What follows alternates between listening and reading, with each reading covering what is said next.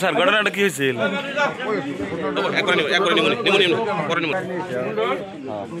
মামুজা মানুষেৰ ঘৰ তুলছে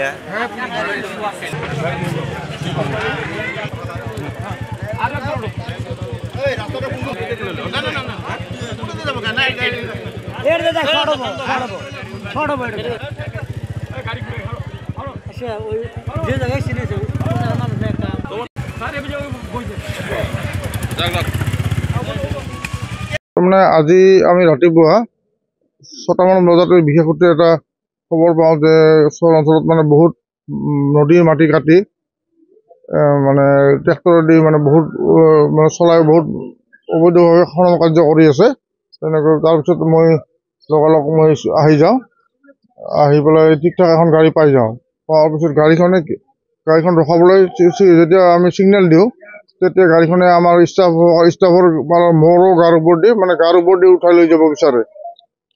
তেতিয়া আমি কোনো ৰকম জঁপিয়াই চাই ৰাস্তাত মানে জীৱনটো প্ৰাণটো ৰক্ষা কৰোঁ।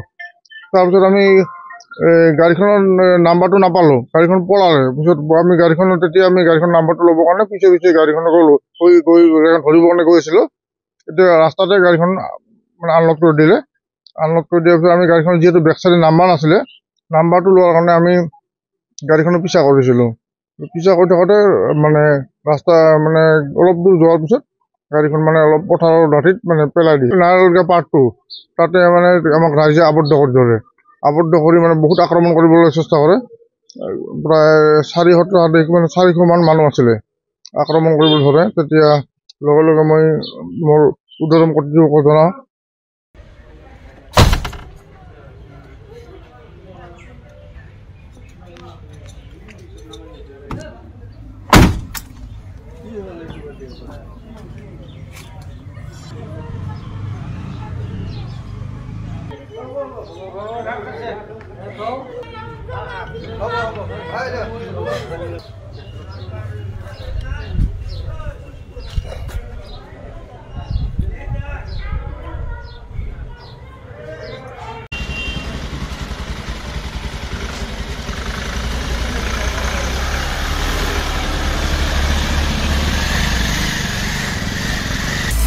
আপুনি বিচৰা বাতৰি পাব কেৱল নিউজ 18 এপত।